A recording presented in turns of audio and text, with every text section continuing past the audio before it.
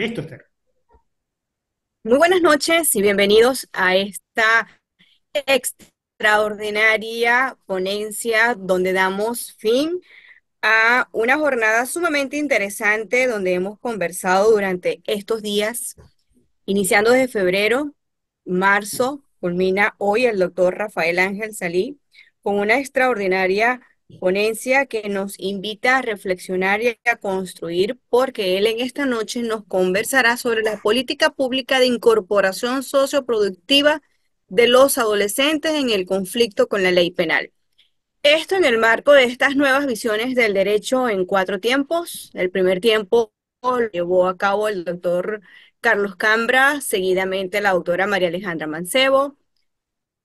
Le continuó esta servidora, Esther Alfonso Rivera, y hoy culmina estas nuevas visiones del derecho en cuatro tiempos el doctor Rafael Ángel Salit, a quien voy a presentar a los fines de que los que aquí están conectados y quienes posteriormente lograrán verlo en diferido cuando una vez se ha colgado en el canal de YouTube sepan quién es nuestro extraordinario ponente de esta noche.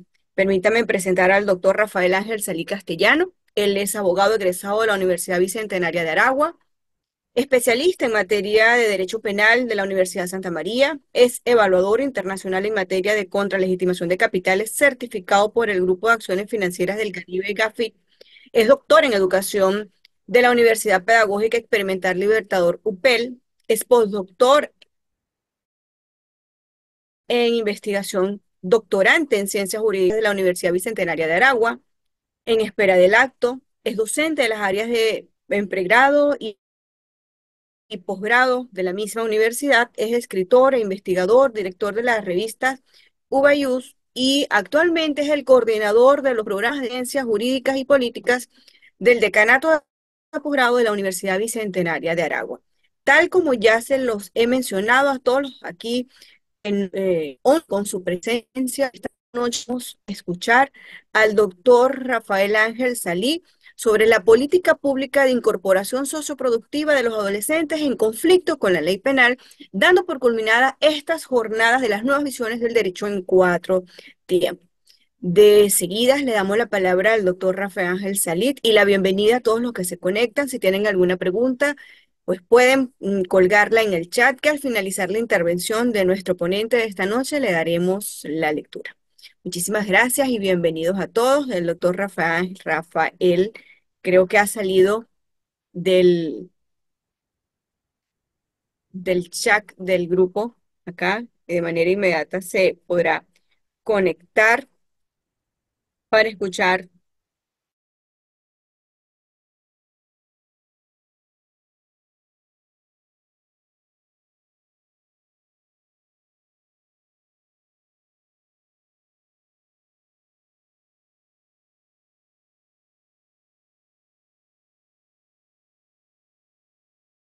Sandra, de mi persona, y en esta oportunidad también, posteriormente, podrá él colgar su ponencia en su canal de YouTube, Rafael Ángel Salí, donde ustedes puedan tener esa perspectiva de las nuevas visiones en cuatro tiempos, las que finalizan hoy con él. Ya le escribí a los fines de verificar su conexión y posible participación.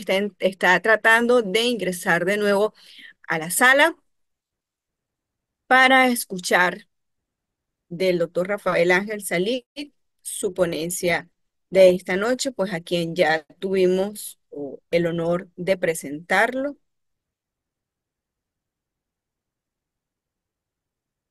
Mientras tanto, pues les reitero la invitación a que si tienen algún comentario o preguntas, una vez que el doctor haya desarrollado su ponencia, pues puedan colgarla a través de la cajita de preguntas y respuestas para realizársela a nuestro ponente de esta noche.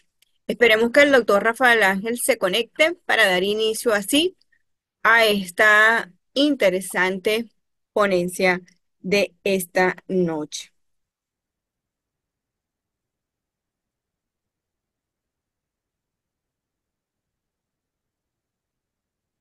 El doctor dice que por favor le demos un minuto para poder ingresar de nuevo en la sala. Una vez que él ingrese, pues haremos.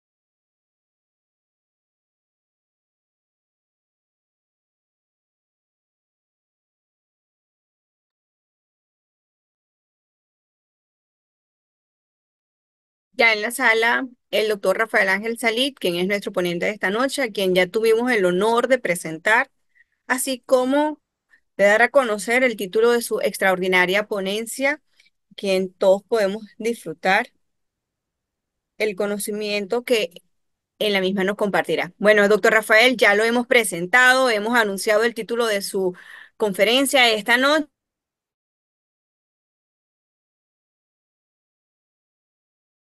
Los datos con el teléfono y ahora la computadora me dice que no se puede conectar. Entonces, bueno, me tocará hacerlo por aquí, por el Zoom, a capela, porque la presentación la tengo aquí en la computadora. Pero bueno, trataré en la medida de la posibilidad hacerlo lo más ameno posible, a pesar que los participantes no puedan ver en este momento la presentación.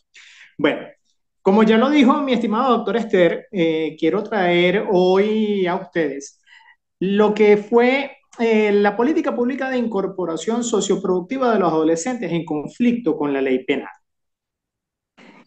Esta es una nueva visión que estoy presentando a partir de un trabajo de investigación que se desarrolló en los centros de privación de libertad o las unidades de atención del estado de Aragua, donde se hizo una investigación multimétodo. ¿Qué quiero decir con esto? Multimétodo o transcompleja. A través de este paradigma se logran unificar la complejidad de los distintos paradigmas de investigación. En este sentido, yo procuré desarrollar esta investigación con métodos cuantitativos y métodos cualitativos. Sin embargo, debemos hablar de lo que es la realidad contextual o esa realidad social en donde se desenvuelve el adolescente en estos momentos. Para nadie es un secreto que existe una disfuncionalidad familiar que es la consecuencia de un sinfín de situaciones donde, conociendo que estadísticamente un contexto marginal son los extremos de una medida, bien sea positiva o negativa. Entonces, esta visión de estratos sociales puede ir desde el más pudiente hasta esos entornos sociales no tan, con tantos recursos. Sin embargo, no podemos tapar la realidad con un solo dedo y debemos hablar que dentro de esa disfuncionalidad familiar viene a consecuencia del abuso de drogas lícitas, el consumo de drogas ilícitas, violencia intrafamiliar y todas aquellas situaciones que hoy en día lamentablemente se ven con completa normalidad y que son hechos violentos que se desarrollan en este círculo social del adolescente. Entonces, esto conlleva, perdón, a una realidad cultural de una violencia social que ha sido normalizada, en donde es muy fácil que este adolescente se incluya en estos hechos antijurídicos, estos hechos disociales, así son identificados estas conductas en los adolescentes, conductas disociales donde el adolescente participa en distintos hechos punibles. Además, debo decir que con la evolución de la legislación venezolana, en donde en materia muy especial debemos hablar de la Ley Orgánica para la Protección del Niño, Niña y del Adolescente, trajo consigo una nueva visión donde el niño y el adolescente ya es un sujeto de derecho, tiene derechos, garantías y obligaciones, entre las cuales nace el sistema de la responsabilidad penal del adolescente. Y que este es llevado por el sistema de responsabilidad penal, donde convergen un cúmulo de instituciones públicas que garantizan los deberes y derechos de aquellos adolescentes en conflicto con la ley penal, que en el caso concreto de esta investigación se hizo referencia a aquellos adolescentes que estaban en cumplimiento de sanciones y en el cumplimiento de sanciones privativas de libertad como medidas cautelares. Ahora bien, era necesario profundizar en esa realidad intramuros, a lo interno de estos centros de atención, para conocer la vulnerabilidad en la que se están desarrollando estos adolescentes en condiciones intramuros. Ahora bien, esta investigación tuvo su génesis a partir de un abordaje, además del multimétodo, de contextos de ciencias blandas, como es un enfoque jurídico, un enfoque educativo y un enfoque psicológico. Esto nos lleva a que las instituciones que profundizan o generan la política pública sobre los adolescentes en conflicto con la ley penal, lo hacen a través de dos vertientes principales. Tenemos de una forma muy consciente que las instituciones llevan a cabo un control institucional y que este control institucional debe hacerse a través de procesos socioeducativos, en donde se busca la transformación de la conducta del adolescente en conflicto con la ley penal hacia la incorporación social de este en su comunidad. Entonces, tenemos esa diferenciación de un control institucional que está establecido a partir de instituciones rígidas como el Ministerio con competencia en Interior y Justicia y Paz, el Ministerio de Condiciones Penitenciarias, y que para la investigación, que no existe esa articulación, debería ser incluido el Ministerio de Educación. Entonces, visto este contexto, podemos inferir que la articulación que debería existir entre los organismos rectores en materia de educación, de justicia y penitenciaria es completamente inexistente. Eso conlleva a la generación o a la propuesta de generación de una política pública de avanzada que permita, en ese sentido, generar condiciones de educación formal. La educación formal es lo que conocemos nosotros como la primaria, secundaria, la universitaria. Entonces estaríamos hablando de primero, segundo, tercer, cuarto nivel. Y una formación de oficio, que es lo que normalmente se desarrollaba a través de los talleres INSE. Entonces, hasta el momento, o en este momento, no hay unas cifras precisas, y las más cercanas son del 2015. El 2015 nace un informe a través de la Defensoría Pública y UNICEF, publicado también por UNICEF, donde establecía que para el 2015 había 2.052 adolescentes cumpliendo sanciones. Estamos hablando a nivel nacional. Y 4.776 adolescentes cumpliendo medidas cautelares. ¿Qué quiere decir esto? Que la totalidad de 6.828 adolescentes estaban dentro del sistema de responsabilidad penal del adolescente. Ojo, estos los que habían ingresado y habían sido captados forzosamente por el Estado a través del sistema.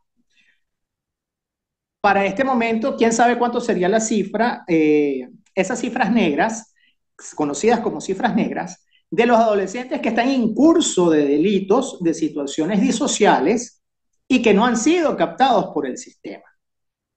Entonces, la política pública tiene, o el trabajo sobre esta política pública tenía ese propósito general, o tiene el propósito general, de generar un entramado teórico que acerque la generación de una política pública de incorporación socioproductiva para los adolescentes en conflicto con la ley penal. Entonces, hay un primer cambio de visión porque lamentablemente muchos de estos centros se han convertido en un centro de acopio humano, donde el adolescente, en este caso, cumple por un tiempo determinado una sanción específica o en su defecto está en el cumplimiento de una medida cautelar privativa de libertad. Pero el hecho de estar privado de libertad lo separa, ya que es muy probable que propiamente en sus condiciones intrínsecas, él ya se haya alejado de cursar estudios. De hecho, dentro de las encuestas que yo desarrollo en la investigación, tenía adolescentes, perdón, se hizo la entrevista a mayores de edad que por la buena conducta aún se mantenían dentro de, separados de los adolescentes, dentro del mismo centro, que tenían apenas segundo grado. Entonces, imagínense ustedes un, un muchacho, un adulto de 18 años, con apenas un segundo grado de instrucción.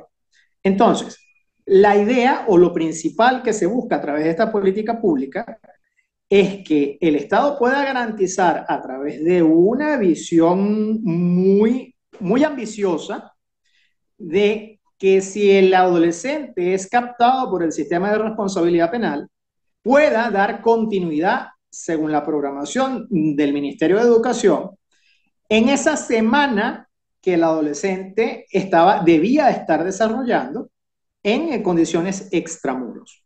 Pero no quiero hacer spoiler de lo que continúa en este momento. Entonces, ese conocer, en primer lugar, la política de incorporación social que se está desarrollando actualmente. Comprender cómo el proceso de cumplimiento de sanciones del adolescente en conflicto con la ley penal se está desarrollando dentro del Estado de Aragua en los centros respectivos. Había que analizar también los contextos o los elementos de orden políticos, económicos, jurídicos y sociales que intervienen en este proceso y generar un entramado teórico que fundamente esta nueva política pública de incorporación socioproductiva.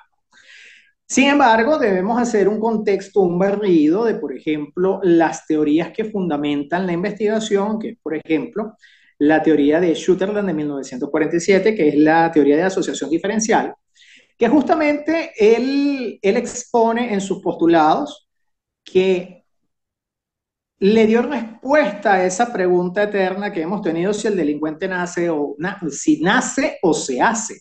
Sin embargo, esta teoría, dentro de sus postulados, establece que cuando un adolescente está inmerso en un mundo violento, está expuesto a condiciones de violencia, lo va a empezar a ver con normalidad y que él va a empezar a repetir en la mayoría de los casos este tipo de conductas. Sé que nuestra estimada amiga, la doctora María Alejandra Mancebo, tiene una historia de vida muy bonita desarrollada a partir de una condición de un adolescente en conflicto con la ley penal.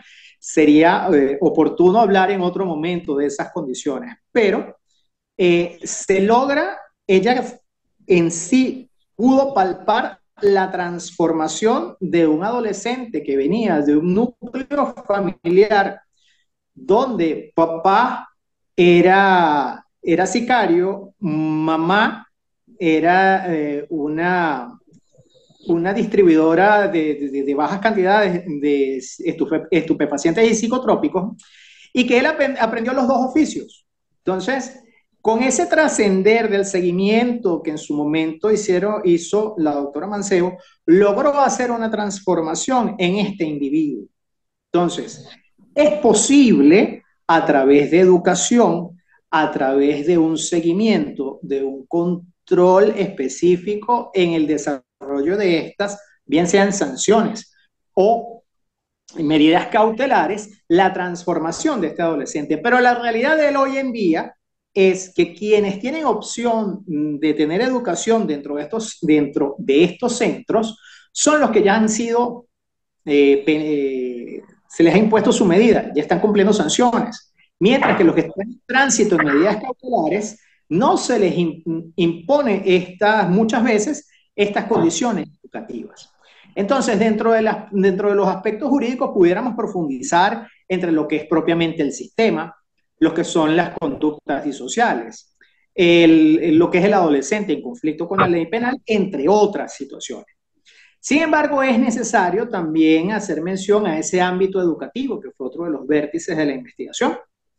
Conceptos básicos como lo que es el hecho educativo, lo que es el desarrollo de las actividades dentro de los salones educativos, los salones de clase, quién es el educando, quién es el educador, las responsabilidades de ambos. Entonces, ahí se fundamenta la teoría de Bandura cuando él establece que se aprende a través de la repetición de conductas. Sé y estoy muy claro que esta situación viene muy anclada a situaciones antiguas, situaciones muy de contextos conductuales del ámbito educativo. Estamos hablando que esta teoría es de 1986. Sin embargo, se acopla perfectamente a esa teoría de Sutherland cuando él establece que el adolescente aprende a desarrollarse en el mundo delictual, pero así como aprende a desarrollarse en el mundo delictual a través de la repetición, puede cambiar esta visión de la conducta. Entonces así entramos también al ámbito psicológico. En el ámbito psicológico tenemos la teoría de Premack y Woodruff, quien establece en una primera instancia el análisis de la conducta en primates. Y esto fue desarrollándose a partir de que muchos de estos estudios se llevaron a cabo en adolescentes y pudieron determinar situaciones muy precisas que apuntan a las conductas disociales de los adolescentes. ¿A qué trae a colación esto? De que nuestros equipos los equipos multidisciplinarios que están dentro de las instituciones públicas, bien sea de la Fiscalía, de la Defensoría Pública y dentro de las mismas unidades de atención y cumplimiento de sanciones, deben saber manejar cada una de estas situaciones e identificarlas para saber la génesis de esta conducta disocial. Entonces, como ya lo dije hace un momento, teníamos una relación entre una visión cuantitativa a través del desarrollo de encuestas a los funcionarios que están dentro de estas unidades de atención, de donde surgían los factores políticos, económicos, sociales, que de una u otra forma tienen injerencia en las conductas internas que establecen los adolescentes en conflicto con la ley penal. Pero también tenemos una visión cualitativa, donde se desarrolló el análisis de cada una de las entrevistas que se le hizo a adolescentes en conflicto con la ley penal, a un fiscal con competencia en protección, evidentemente del área de responsabilidad penal, a defensores públicos, a un juez de ejecución y además a el juez, el defensor, el director de uno de los centros de las unidades de atención. Entonces, este cúmulo de situaciones llega a reflejar el análisis de ciertos resultados.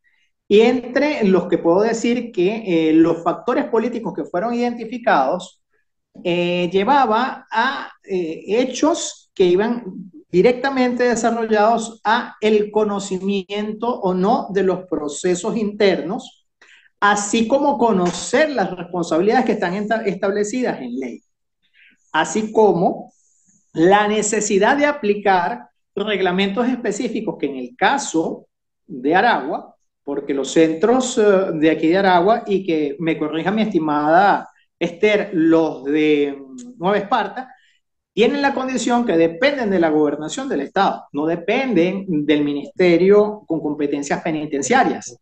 Entonces, hay la inexistencia de reglamentos específicos que regulen situaciones internas. Lamentablemente vamos en una situación de una apreciación muy personal, muy de Rafael Salí, como vaya viniendo, vamos bien. Tenemos también una serie de factores económicos donde influye lo que son la intervención económica, la inversión en las instalaciones económicas, que es casi nula aquí en el estado de Aragua, y esas mismas inversiones en los proyectos que pueden ser aplicados dentro de las instalaciones, que también muchas veces es casi nula. Tenemos también entonces unos factores educativos que van representados en la falta de una capacitación actualizada y especializada en estos contextos de manejo de adolescentes intramuros en condiciones, estando en conflicto con la ley penal, y la nula implementación de recursos tecnológicos para contextos educativos. Por último, nacieron o emergieron los factores sociales en los cuales resalta el cumplimiento de los procesos para la incorporación social, que no tenía seguimiento en el momento que un adolescente cumplía con la sanción y es sencillamente lanzado a la calle, y si no hubo un buen proceso de incorporación social, el adolescente sencillamente va a recaer en estas situaciones nuevamente. No existe el seguimiento ni el control de esa evolución, o es un control muy somero donde se evidencia una tenue modificación de la conducta y que esto está relacionado en base al actuar de los equipos multidisciplinarios que están dentro de las instalaciones. Esto nos trae entonces emergieron muchas más categorías y subcategorías, pero voy a nombrar las más importantes, como es brindar la importancia. Esto ya es en el entorno cualitativo, esto emergió los factores emergieron, lo que nombré hace un momento, del contexto cuantitativo, y desde el enfoque cualitativo emergen categorías como la importancia del abordaje del pubescente o adolescente en conflicto con la ley penal, la implementación o la falta de certeza en la implementación de políticas públicas y su injerencia en los adolescentes en conflicto con la ley penal. La tercera, el sistema de responsabilidad penal del adolescente y su vinculación con los adolescentes en conflicto con la ley penal y el cumplimiento de las acciones. Otra parte, la número 4, la educación como un proceso emancipador de las adolescentes en conflicto con la ley penal. La categoría número 5, como las políticas públicas socioproductivas de los adolescentes internos en los centros de privación de libertad. Y sexto, la incorporación socioproductiva del adolescente en conflicto con la ley penal y el apoyo del equipo multidisciplinario. Lástima que ustedes, no puedo compartir las láminas a través del teléfono por algunos problemas técnicos que se me presentaron. Entonces, una vez determinados estos factores y estas categorías que emergen de la investigación, es necesario vincularlas. Y emerge una triangulación, lo que yo denominé una transangulación dimensional, donde el adolescente es el centro o el núcleo de esta angulación, donde este adolescente se desarrolla en un contexto social, donde influyen los factores económicos, políticos. Gracias, mi estimado José.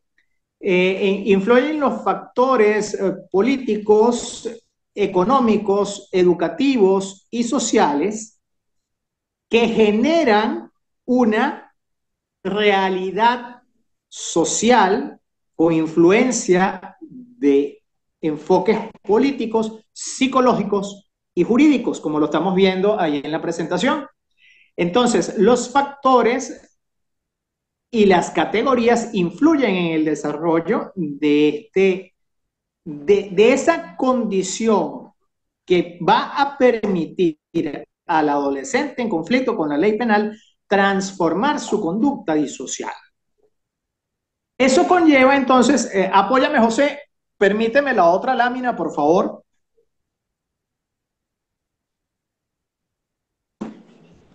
Eso nos permite ver que esta teoría emergente de la política pública de incorporación socioproductiva se genera de maras a una contextualización muy clásica de los elementos como el fundamento epistemológico, que se enfoca en el conocimiento generado a partir de la investigación, el fundamento ontológico, que es el contexto educativo o el desarrollo de este contexto educativo intramuros, esa fundamentación axiológica que se fundamenta en los valores aplicados a la realidad intramuros, una aplicación genociológica que va justamente direccionada a la interrelación de los actores sociales y la fundamentación teleológica, que son las vivencias de estos entornos que influyen en el adolescente.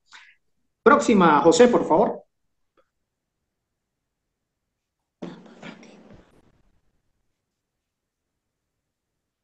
Ok, entonces esto genera que nuestra teoría emergente de la política pública de incorporación socioproductiva del adolescente en conflicto con la ley penal conlleva unos procesos previos que van de la mano con la reforma de dos leyes, una ley orgánica, que es la Ley Orgánica de Protección del Niño, Niña y Adolescente, en donde se tiene que incorporar muchos de las resultas de esta visión que se está generando a partir de esta investigación y establecer propiamente lo que es la definición de esa incorporación socioproductiva aunada a las responsabilidades de cada uno de los órganos relacionados, órganos de la institución pública que se encuentren relacionados en esta situación. Entonces, estos procesos previos, tanto de la ley para la protección del niño y de la niña y del adolescente y la gran misión de Chamba Juvenil, esto entra en la condición del hecho que la gran misión Chamba Juvenil establece el apoyo a jóvenes entre 15 y 30 años, pero crea un sesgo cuando no hace referencia alguna a que estos adolescentes, una vez se compruebe que ha trascendido su conducta hacia y se han apartado de hechos disociales, puedan ser incorporados a través de estos contextos al entorno socioproductivo. Entonces tenemos los propósitos que resumidamente van a generar un proceso de incorporación socioproductiva y que esta política pública sea realmente aplicada con los contextos que tienen que ser aplicada con el seguimiento y control de los adolescentes en el conflicto con la ley penal. Dentro de los fundamentos teóricos tenemos las tres teorías, que es la teoría de asociación diferencial, la teoría de la mente y la teoría de Bandura de 1986, así como las bases legales que están establecidas en la ley orgánica, primero en la Constitución de la República Bolivariana de Venezuela, la ley orgánica de protección del niño, niña y el adolescente, la ley orgánica de educación y la ley de la gran misión Chamba Juvenil. Entonces, estos contextos, una vez actualizados, van a permitir una prevención integral en base a la propuesta de reforma que van a influir directamente en los entornos educativos, en los entornos laborales, una prevención social y una atención a la víctima de los hechos disociales por los adolescentes en conflicto con la ley penal.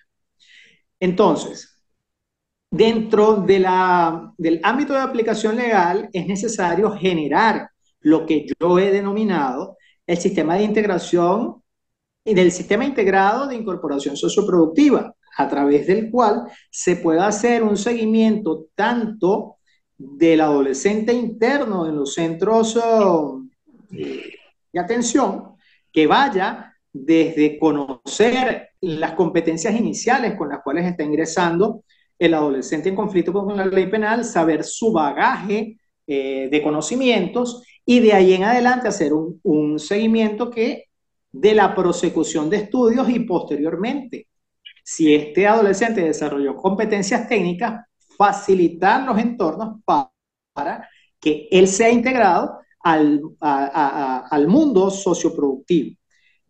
Entonces, esto trae consigo también dentro del mismo ámbito, dentro del ámbito educativo, eh, la conformación y creación de lo que yo también he denominado. Por favor, estén muy pendientes del mensaje que acaba de enviar nuestra querida Esther, que en cualquier momento se va a cerrar el Zoom y debemos reingresar. Voy a tratar de ser lo más conciso.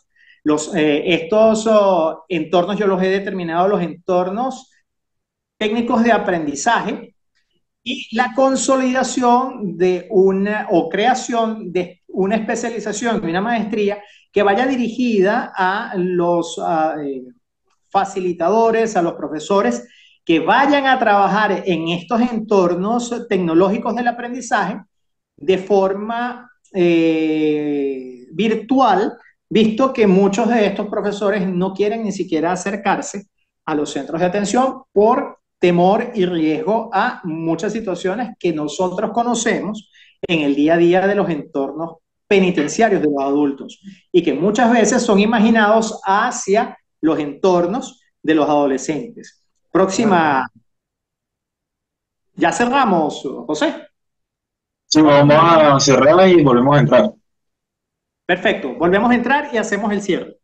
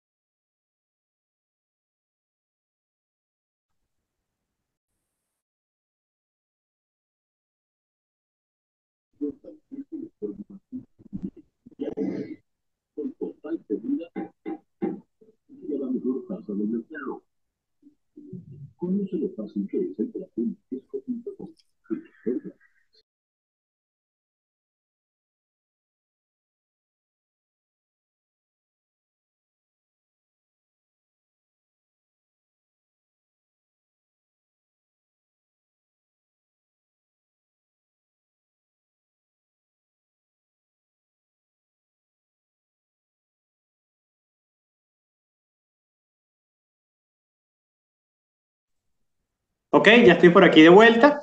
Entonces, dando continuidad, dar la creación de una especialización, una maestría que sea específica, justamente para garantizar que ese personal, visto desde unos niveles operativos, operativo, táctico y estratégico, pueda conocer de primera mano cómo sería la administración o esa nueva administración de los entornos tecnológicos del aprendizaje que serían aplicados en cada uno de los centros de atención y cumplimiento de sanciones y medidas de los adolescentes en conflicto con la ley penal.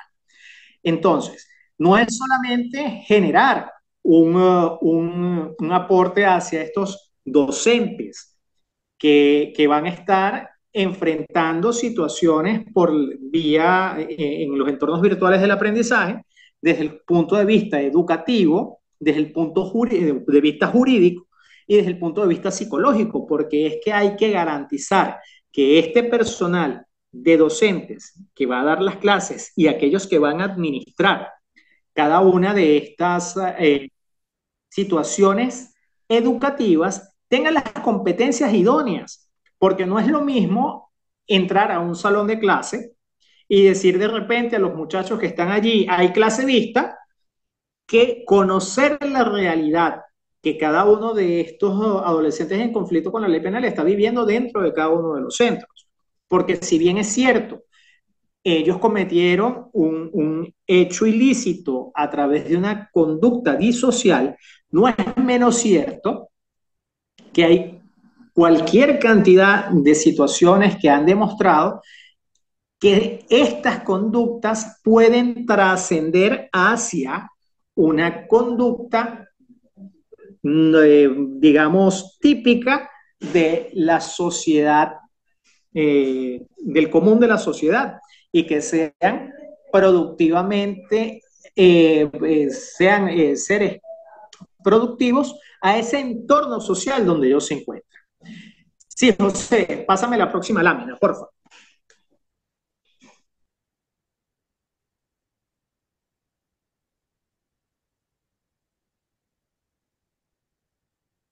José, por favor, la próxima. El cierre. Ok. Entonces, una vez desarrollado este proceso de investigación que busca generar procesos de cambios significativos, porque si solo vemos el problema o el fenómeno desde el punto de vista legal, podríamos llegar a la conclusión que el adolescente en conflicto con la ley penal eh, sencillamente cumplió o no cumplió con la sanción, si se transformó o no se transformó su conducta, o si es necesario hacer una redimensión de los contextos legales que en este momento regulan estas situaciones de los adolescentes en el conflicto con la ley penal.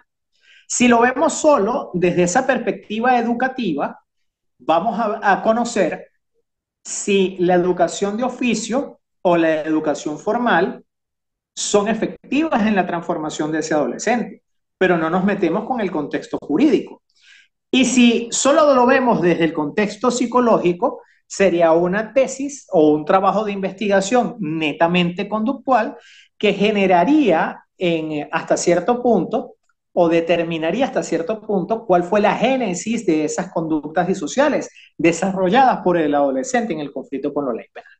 Entonces, lo que permite este enfoque transcomplejo y transdisciplinario es poder ver con una óptica mucho más amplia las condiciones en que se encuentra el adolescente en conflicto con la ley penal, y esas condiciones que pueden ser favorables a su transformación como un sujeto útil de forma productiva a su sociedad. Entonces, una vez alcanzadas estas conclusiones que fueron presentadas a través de esta última lámina, yo alcancé a generar una pequeña reflexión que nosotros estamos acostumbrados a reflexionar a partir de los pensamientos de otras personas. Bueno, yo fui un poco temerario en generar esta pequeña reflexión. La familia y la sociedad son los principales factores de trascendencia y apoyo de esta población vulnerable. Por ello, es importante reconocer que el respeto, el compromiso, la solidaridad, la empatía y la educación son los pilares fundamentales en la transformación del adolescente en conflicto con la ley penal en un ser socialmente productivo. Muchísimas gracias por el tiempo y por la atención. Esther. Ha sido un extraordinario cuarto tiempo en estas nuevas visiones del derecho que nos ha compartido esta noche el doctor Rafael Ángel Salí, y precisamente con este tema tan interesante, y tal como tú lo comentabas, el doctor Rafael, creo que Nueva Esparta y Aragua son los dos únicos estados en los cuales los centros de detención de adolescentes pues están adscritos a las gobernaciones del estado. no están adscritos al Ministerio de Poder Popular para el Servicio Penitenciario, esto con la atención de que la Dirección de Atención a Adolescentes en Conflicto con la Ley Penal pueda asumir la administración, gestión de estos lugares, de estos centros de detenciones. Y ha sido totalmente maravilloso lo que el doctor Rafael nos ha comentado esta noche sobre la política pública de incorporación socioproductiva en los adolescentes en conflicto con la ley penal. Hasta el momento, doctor, en la bandeja de preguntas no tenemos ninguna. Sin embargo, es sumamente importante porque usted estaba hablando y recordaba algunos tópicos. Bueno, aquí está el comentario que procedo a leértelo. Doctor, buenas noches. Excelente exposición de tan importante tema para nuestra sociedad. ¿Usted cree que se podría trabajar en el área preventiva, en las áreas más vulnerables con los adolescentes que aún no están en procesos penales, pero aún así están cometiendo actos antijurídicos? Es la pregunta que nos hace Francisco Sí. Hernández.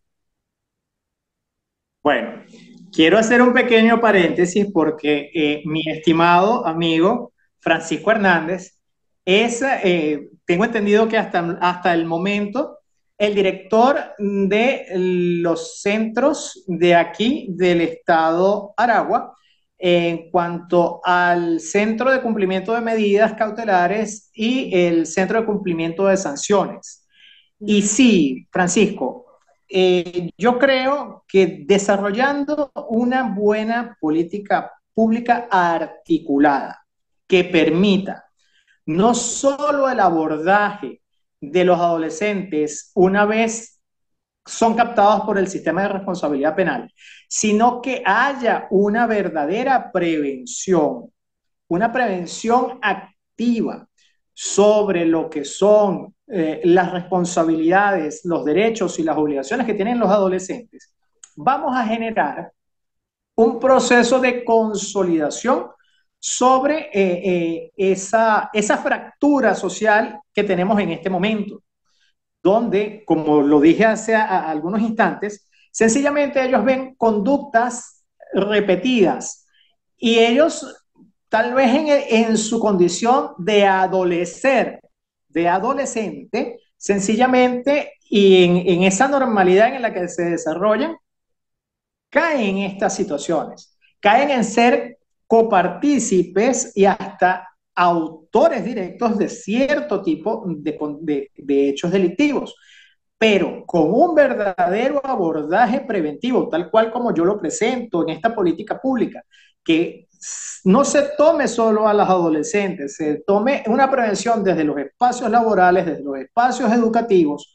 desde los espacios sociales, y que sea la misma sociedad organizada bajo esa función de control social que tiene, poder presentar estas situaciones necesarias, preventivas, de una prevención activa para la consolidación de una mejor sociedad representada en niños, niñas y adolescentes. Esther.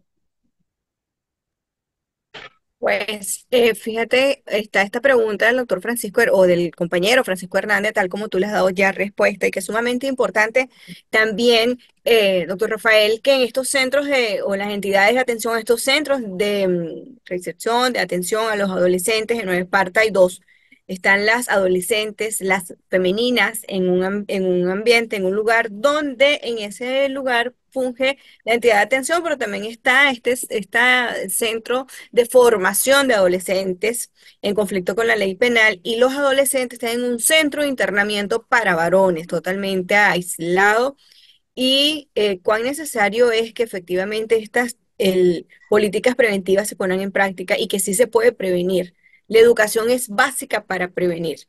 La educación es fundamental. Y fíjate que el comentario que hace Francisco en decirte que aunque no estén inmersos en procesos penales, aún así están cometiendo actos jurídicos. Y un gran acto que debe representar una alarma en nuestra sociedad, y lo someto a tu consideración, que eres el ponente de esta noche, es el grupo etario victimario en los hechos de maltrato animal, que debe ser tomado en consideración porque ciertamente es alarmante. Está otro comentario y una pregunta, Juan Carlos Páez Delgado. Saludos, profesor, excelente exposición. Muchos aspectos que abordar, pero que indudablemente que su conclusión es totalmente cierta. La prevención que plantea el doctor Francisco Hernández, más que una posibilidad, Podemos una. poner un pañuelo. Por favor, Si podemos estimados silenciar los participantes, micrófonos, por favor. silenciar sus micrófonos, por favor. Sí. Repito, saludos profesor, excelente exposición, muchos aspectos que abordar, pero indudablemente que su conclusión es totalmente cierta. La prevención que plantea el doctor Francisco Hernández, más que una posibilidad, es una necesidad. ¿Cómo se puede lograr la concientización de las autoridades para que dediquen atención y esfuerzo en este sentido? Bueno, yo creo que la principal es esta que estamos desarrollando en este momento. Esa es la principal. Primero, dar a conocer esas necesidades que tiene el adolescente en conflicto con la ley penal, que si bien es cierto, se analizó solo los centros de Aragua, muchas de estas mismas condiciones son repetitivas en los otros estados a nivel nacional. Yo estoy seguro de que tal vez tú, Esther, no te identificas tanto con esta problemática. No sé, me gustaría escucharte a ti también, este, por lo poco o mucho que puedas conocer de lo que está pasando a lo interno de esos centros allá en Nueva Esparta. Aquí hubo un proceso transformador que inició con Francisco Hernández, porque sencillamente nadie quería asumir las direcciones de los centros de masculinos de medidas cautelares y cumplimiento de sanción. Él tiene una forma muy amena de transformar a través de un enfoque espiritual, ¿ok? Un enfoque donde el adolescente se da cuenta que ha cometido un hecho ilícito, que ha transgredido derechos, que ha generado un daño a un tercero. Y estas situaciones, tal como las presenta Francisco, han ido soslayando esas conductas que a lo interno venían presentándose. Recuerdo mucho, Juan Carlos me acompañó en ese proceso inicial de abordaje de los centros y fueron muchas las cosas que se dijeron y fueron tomadas en cuenta en esta investigación para dar o para tratar de dar una solución global a todas las situaciones que se van presentando. Y que solo, como lo dijiste tú, Esther, a través de la educación se podrá tomar nuevamente los procesos de apartarnos de esa degradación social en la que estamos viviendo, de esa degeneración en la cual lamentablemente muchas sociedades, no solo la venezolana, muchas sociedades viven a base de la desvalorización y el libertinaje que se genera en los distintos entornos sociales. Y así es. Bueno, Francisco te comenta, gracias doctor por su respuesta. Espero reunirnos para acordar y trabajar juntos en alguna comunidad con los adolescentes para evitar que lleguen a esos lugares que aún no tienen las condiciones.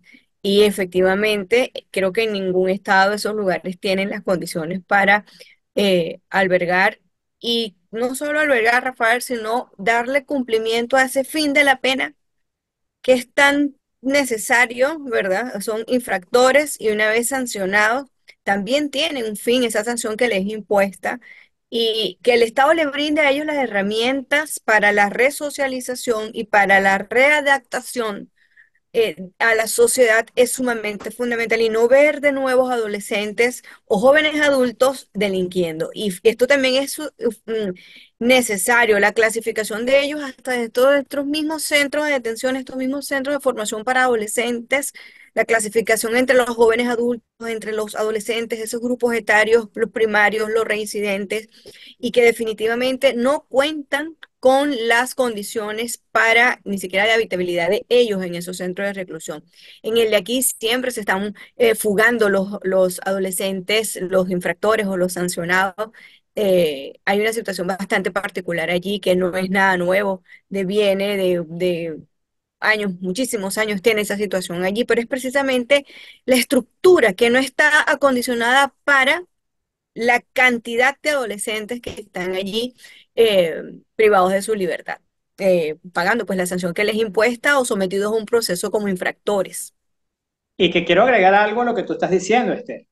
Ahí influye también una voluntad política, Totalmente, total. porque si, fíjate, yo propongo una reforma y no es una, es la inclusión de unos artículos, pero si no hay la voluntad política, esta nueva visión de una incorporación socioproductiva no va a ser nunca efectiva, porque las condiciones legales que estoy presentando en este momento son completamente inexistentes en el ordenamiento jurídico venezolano, porque sencillamente la ley establece incorporación social, que aparentemente los centros están tratando de alcanzar a través de estos procesos socioeducativos.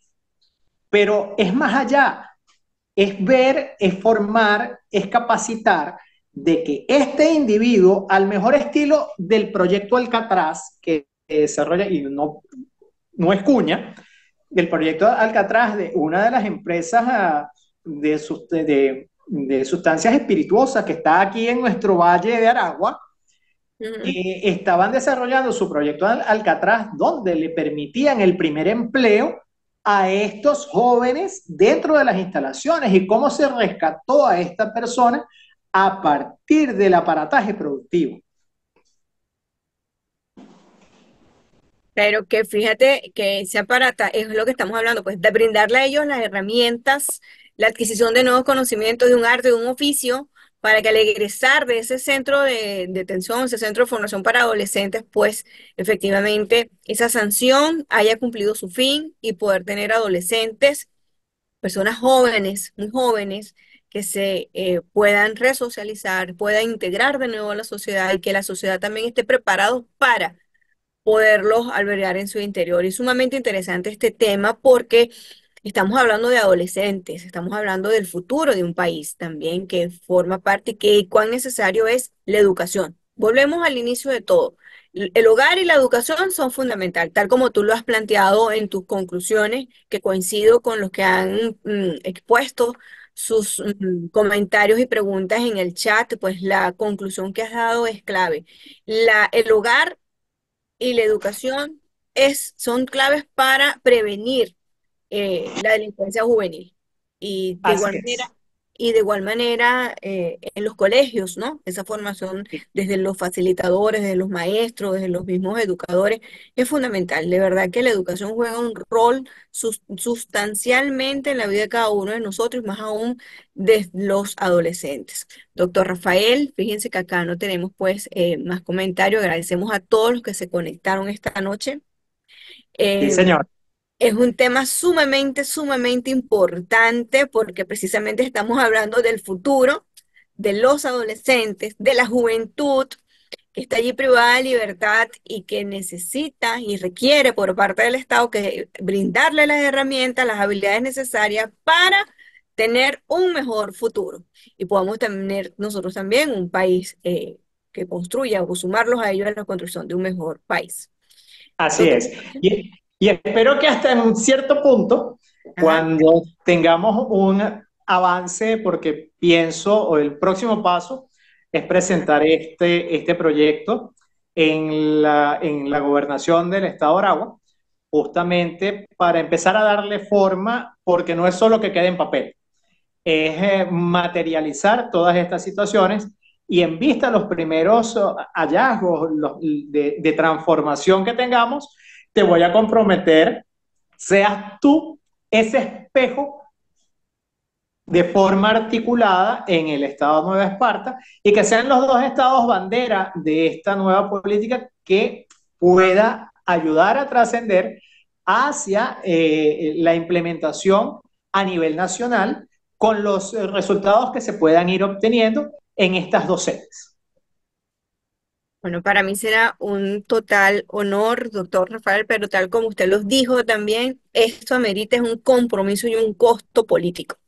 Sí. Realmente es lo necesario porque justamente son dos estados los que faltan que se asuma por parte del Ministerio de Poder Popular para el Servicio Penitenciario la toma. Aquí hubo una vez, no recuerdo qué año, en el 2000 y algo, 2015 o 2016, hubo una toma por parte de unos funcionarios adscritos al Servicio Penitenciario, pero que vinieron a prestar un apoyo al gobernador de la época y pues lastimosamente no procedió, no se continuó la custodia de ese centro por parte de estos funcionarios, sino que siguió bajo la custodia de la Junta Liquidadora del IAMENE y la seguridad externa, o casi que interna, porque ellos también están en el interno, es de la Policía del Estado.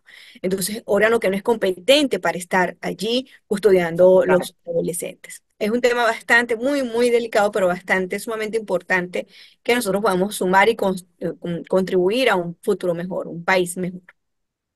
Así es, mi estimada.